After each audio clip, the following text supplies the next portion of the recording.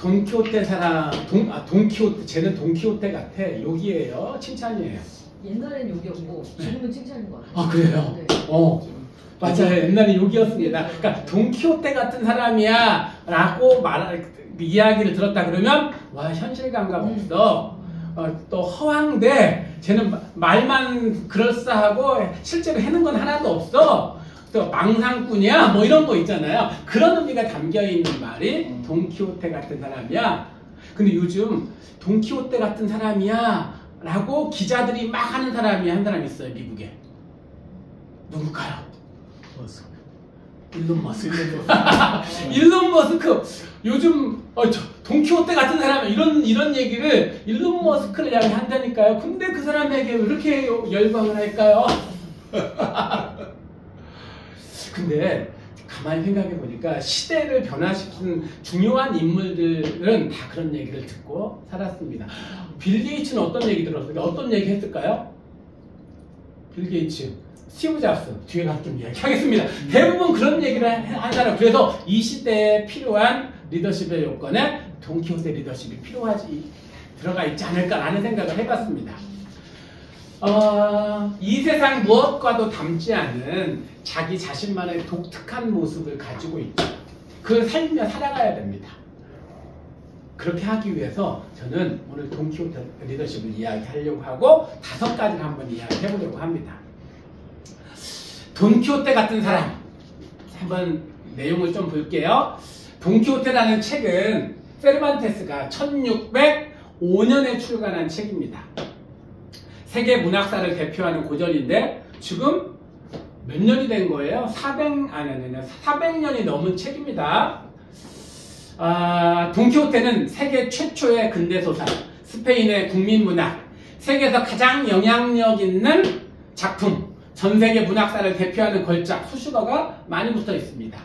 2002년에는 노벨연구소가 주최한 전세계 유명 작가 100인이 뽑은 최고의 책 1위에 뽑았는데 무려 이 책이 그 중에서 절반, 약 50%의 사람이 돈키호테에 투표했다고 하는 그 책입니다. 우리가 이 돈키호테 같은 사람이라고 이야기할 때 충동적 몽상가를 얘기할 때는 우리가 욕으로 씁니다. 하지만 현재 제가 오늘 이야기하는 이 돈키호테 같은 사람, 칭찬으로서의 돈키호테 같은 사람은 꿈꾸는 이상가의 모습을 담고 있다. 그래서 이 21세기 이 시대에 꼭 필요한 인재상에는 꿈꾸는 이상가로서의 돈키호테 같은 모습이 들어가 있지 않을까. 왜요? 시대가 바뀌고 있기 때문에 그래요. 시대 변화의 키워드를 좀 살펴볼게요. 산업화를 거치면서 우리가 이제 살아간 시대 가운데 우리나라는 6.25 전쟁 이후에 산업화를 거쳤습니다. 그때 가장 중요한 키워드, 인재상의 키워드는 근면성실이었어요. 시키는 거 잘하는 사람이 성공하는 사람들이었습니다. 왜요? 왜냐하면 성공한 모델들이 있었기 때문에 그렇습니다. 성공한 모델들 따라하기. 그래서 대부분 서구 유럽이나 미국이나 이런 데서 배워와서 그것들 우리나라에 접목을 했죠. 그걸 따라하면은 성공하는 시대였습니다. 그리고 이제 3차 산업혁명 시대라고 하는 지식정보화혁명이 일어나죠. 1980년대, 90년대, 2000년대 현재까지도 그게 지속되고 있는데요. 이 시대에는 뭐가 중요했죠? 속도와 효율이 강조가 되었어요. 지금 우리가 보고 있는 시험, 우리 아이들이 보고 있는 수능이라고 하는 것도 특징이 뭐냐면 속도와 효율을 테스트하는 시험이라고 보면 됩니다. 왜 바뀌었죠? 입시가? 인재상이 바뀌었기 때문에. 지식정보화혁명 시대, 굉장히 많은 정보들이 빠르게 생산되는 그런 시대에 살았기 때문에. 그런데 2015년을 기점으로 해서 4차 산업혁명 시대가 시작이 되었다라고 하고 벌써 9년의 세월이 지났습니다. 그러면서 굉장히 많이 변하고 있어요. 그 변화 중에 한 가지만 이야기를 한번 해보죠. 혹시 미국의 기업들 1위부터 10위에 해당되는 기업들 시가총액 순위로 어떤 기업들이 있는지 혹시 아세요? 1위, 2위, 3위, 4위, 5위, 6위? 물론 시가총액이기 때문에 날마다 변합니다. 근데 1, 2, 3위가 계속 변해요. 1, 2, 3위가 계속 변하는데 약 우리 돈으로 4천조 원이 넘습니다. 시가총액이. 우리 근데 요즘 우리 주식값 막 떨어졌잖아요. 그래서 우리나라 코스피, 코스닥 들어가 있는 전체 얼마인지 아세요? 2천조가 안 된다는 거 아세요? 우리나라 그러니까 우리가 잘 아는 삼성, 현대, 뭐 국민은행, 신한은행, 뭐 네이버, 카카오 다 합쳐도 2천조가 안 됩니다. 그런데 요즘 1,900조대로 떨어졌다고 합니다. 막 하도 떨어져가지고. 그런데 1위, 2위, 3위 기업들이 다 4천조가 넘습니다. 그러니까 그 세 개 기업의 반토막도 안 되는 거예요. 한 개 회사, 우리나라 전체 다 합쳐도 어마어마한 차이가 나는데 1위, 2위, 3위가 왔다 갔다 하는데요. 애플, 엔비디아, 마이크로소프트. 이게 이 세 개의 회사가 4천조 원이 넘습니다. 근데 왔다 갔다 해요. 1, 2, 3위가. 그리고 4위가 아마존, 5위가 메타, 6위가 테슬라, 7위가 구글. 자, 이렇게 돼 있다고요. 다 뭐와 연결되어 있죠? 다 AI와 연결되어 있습니다. 전 세계 돈이 그리 지금 다 몰려 있어요. AI. 테슬라는 얼마 전까지만 하더라도 한 거의 15위권 이렇게 떨어져 있었거든요. 그런데 몇 달 사이에 지금 폭등하고 있습니다. 제가 어제 저녁, 오늘 아침에도 잠깐 봤더니 얼마 전까지 한 뭐 180불 이렇게 돼 있었거든요. 근데 지금 415불입니다. 언제 막 폭발했을까요? 대통령 트럼프한테 막 5천억 쏟아 부었었잖아요. 그리고 트럼프가 됐어. 지금 폭발하고 있어요. 근데 이렇게 바뀌고 있다라는 것. 그러면 우리가 이런 시대에 어떤 키워드, 창조와 융합 등의 가치가 중요해지고 있는데요. 이런 변화하는 시대에 필요한 게 돈키호테 리더십이 아닐까. 그럼 돈키호테 리더십, 제가 생각하는 5가지 요소를 한번 보도록 하겠습니다. 돈키호테라는 책과 연결해서 읽어보자. 시작! 이룰 수 없는 꿈을 꾸다. 이룰 수 있는 꿈이 있고요. 이룰 수 없는 꿈이 있어요. 근데 이룰 수 없는 꿈을 꾸라는 거예요. 이룰 수 있는 꿈은 뭐냐면 우리 아이들 평균 95점 넘기. 이룰 수 있는 꿈이에요? 아니에요? 이룰 수 있죠. 스카이 가기. 이룰 수 있는 꿈이에요. 아니 공부 잘하기 뭐 이런 것들 있잖아요. 그런 것들은 다 이룰 수 있는 꿈이에요. 부자 되기 이런 건 이룰 수 있는 꿈이에요. 그럼 이룰 수 없는 꿈이 뭐죠?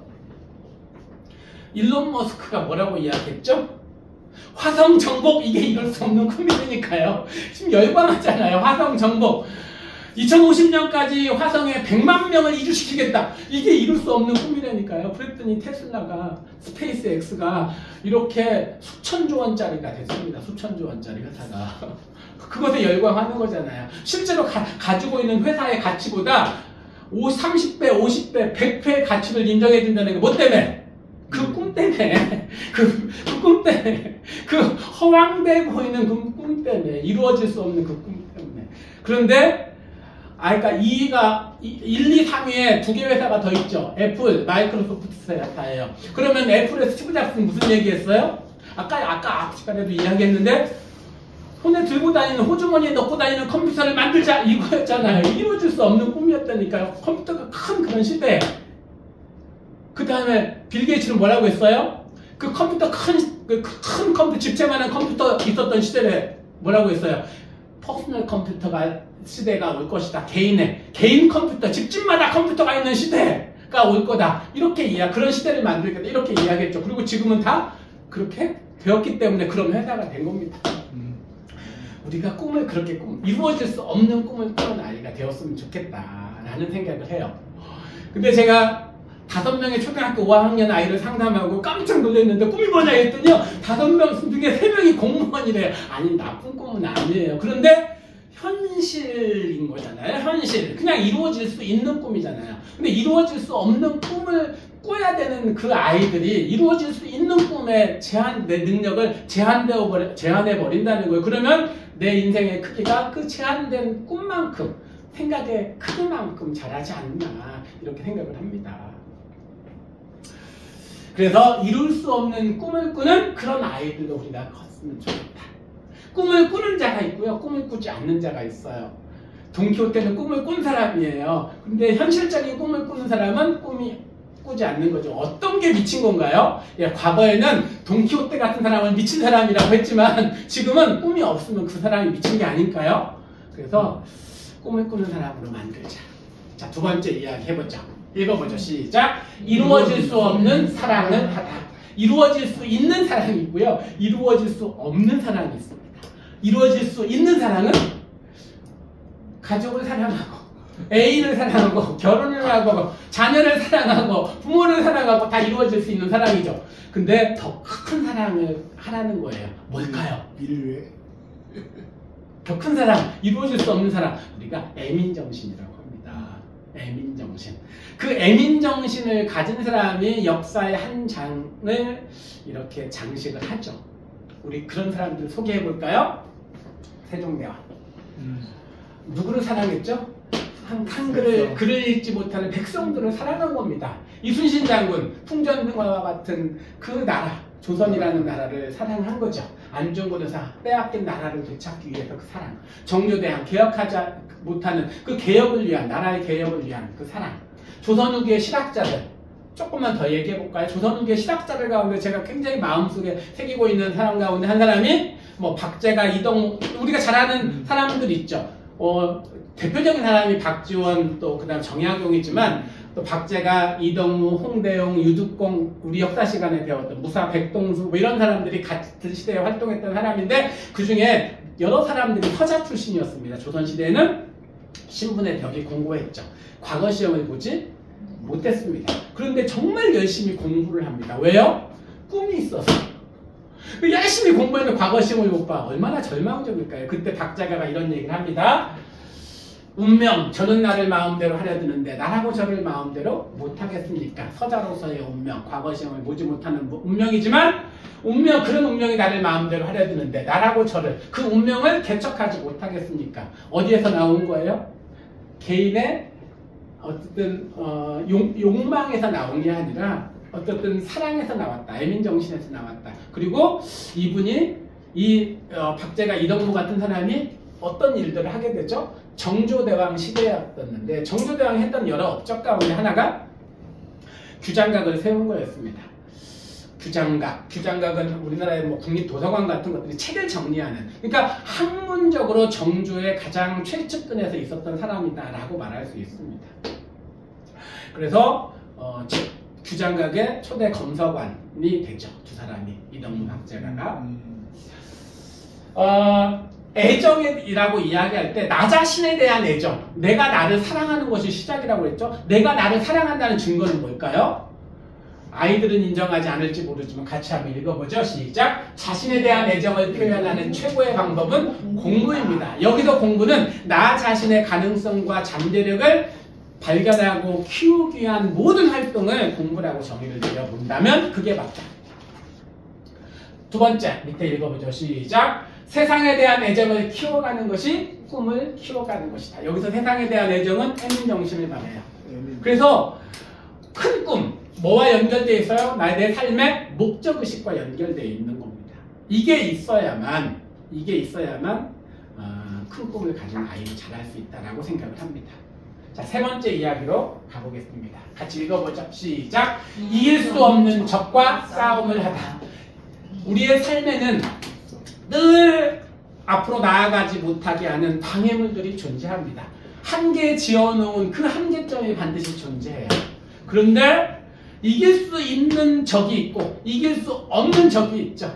뭐 우리가 아까도 공부와 관련해서 수학 한번 100점 한번 맞아보기 이런 것들도 이길 수 있는 적인데 이길 수 없는 적도 한계 지어놓은 어떤 것들이 있잖아요. 아, 난 여기가 한계야라고 말했던 그것과 어떻게 해라? 싸우라는 거예요. 싸우라는 거예요. 이 돈키호테라는 책에서는 이 뭐죠? 그 뭐라고 해요? 이거 풍차로 막 싸우잖아. 도저히 이길 수 없는 적이죠. 거기 앞에서 늘 이렇게 싸웁니다. 우리 삶에도 이 풍차와 같은 것이 존재한다는 거예요. 그것에 끊임없이 도전하라는 거예요. 그러면 이길 수 없는 적에 내가 꼬리 내지 않고 맞서는 걸 뭐라고 해요? 바로 도전이라고 합니다. 한번 여기 두 번째 한번 읽어보죠. 시작. 지금까지는 정답이 있는 시대였습니다. 먼저 경험한 사람에게 물어보면 배웠습니다. 하지만 4차 산업혁명으로 일컬어지는 미래는 누구도 가본 적이 없는 시대입니다. 계속요. 도전 정신은 실패를 통해서 자라납니다. 여러분들이 이루기 힘든 무언가에 끊임없이 도전하는 삶을 사십시오. 그 모든 게 소중한 재산이 될 것입니다. 이길 수 없는 적과 싸우는 태도를 갖자. 네 번째입니다. 읽어보죠. 시작. 견딜 수 없는 고통을 견딘다. 고통을 견디면 생기는 게 뭘까요? 인내심이죠. 저는 이 시대에 꼭 필요한 역량, 자질 가운데 하나가 인내심. 인내심은 어떻게 키워지나요? 고통을 참으며 생기는 겁니다. 근데 그 고통이 아까 앞서서 이야기했던 것처럼 세 종류의 고통이 있다라고 이야기했죠. 첫 번째는 환경적인 고통, 고생. 그런데 그런 고생을 견디는 것을 이야기하지 않아요. 두 번째 고생은 뭐였죠? 잘못된 선택으로 인한 고생이에요. 자연 법칙을 거스르거나 죄를 저질렀을 때 반드시 대가를 치르게끔 되어 있습니다. 그 고생을 이야기하는 것도 아니라고 이야기했죠. 여기서 말하는 고통은 뭐예요? 내가 선택한 고생. 근데 이 선택에는 반드시 필요한 게 목적의식입니다. 어떤 목적으로? 꿈을 위해서, 비전을 위해서, 목표를 이루기 위해서, 나의 미래를 위해서 선택하는 겁니다. 힘든 수학 문제 푸는 것을 내가 그 목적의식을 갖고 참아내면서 풀어내. 바로 그 과정에서 생기는 것이 뭐예요? 인내심입니다. 우리가 어떤 사람이 어떤 업적을 이루었을 때, 예를 들어서 올림픽에 가서 금메달을 땄어. 그 금메달 대단하다. 금메달을 추앙하는 건가요?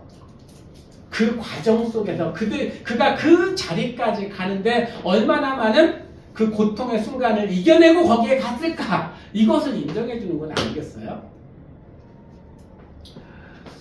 자, 읽어보죠. 여기 두 번째 단락. 시작. 참아낸다는 것은 고통을 전제로 합니다. 그 고통은 유혹일 수도 있고 미래의 더 큰 보상을 위한 고생일 수도 있습니다. 올림픽 메달을 위해 눈에 보이지 않는 곳에서 흘린 땀과 눈물과 고생의 가치를 알기 때문에 인정하는 것입니다. 인내심은 뚜렷한 목적의식에서 나옵니다. 견딜 수 없는 고통을 견뎌라. 마지막 다섯 번째입니다. 읽어보죠. 시작. 잡을 수 없는 저 하늘의 별을 잡고. 잡을 수 있는 별이 있고 잡을 수 없는 별이 있습니다. 그냥 내가 이건 이룰 수 있어 라고 생각하는 그것이 아니고 잡을 수 없는 저 하늘의 별을 잡겠다. 그런데 그 별을 잡는 방법이 뭘까요? 어떻게 해야 잡을 수 없는 저 하늘의 별을 잡을 수 있을까요? 저는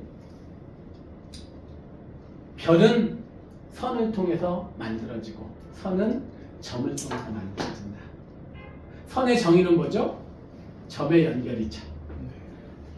그 선이 연결되면 별이 만들어지는 겁니다. 꿈과 비전은 점 하나로부터 시작이 되는 겁니다. 읽어보죠. 시작. 비전은 상상의 눈을 통하여 미래를 보는 것입니다. 비전이 선명하다는 것은 내 미래의 모습을 구체적이고 자세하게 그려낸다는 의미입니다. 점과 점이 연결되어 선이 되고 선과 선이 연결되어 별이 됩니다. 오늘 찍는 하나의 점이 중요합니다. 점을 찍어요. 오늘 이 시간에 한 시간에 이 강의가 점 하나일 내 인생의 점 하나일 수 있습니다. 이것이 내 인생에 어떤 의미가 있을지는 알 수 없어요. 하지만 목표를 위해서 하나의 점, 수학 문제 하나를 푸는 것, 영어 단어를 하나를 외우는 것도 점이 될 수 있어요. 근데 그 수많은 점을 찍다 보면 어느 순간 그것이 의미를 갖는 순간이 옵니다. 그러면 그 의미라는 것은 선이 되는 순간이 되겠죠.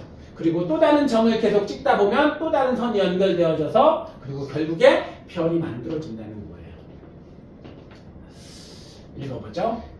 원대한 비전은 오늘 스스로에게 주어진 삶에 최선을 다할 때 주어지는 선물입니다. 돈키호테 리더십을 이야기했습니다. 5가지.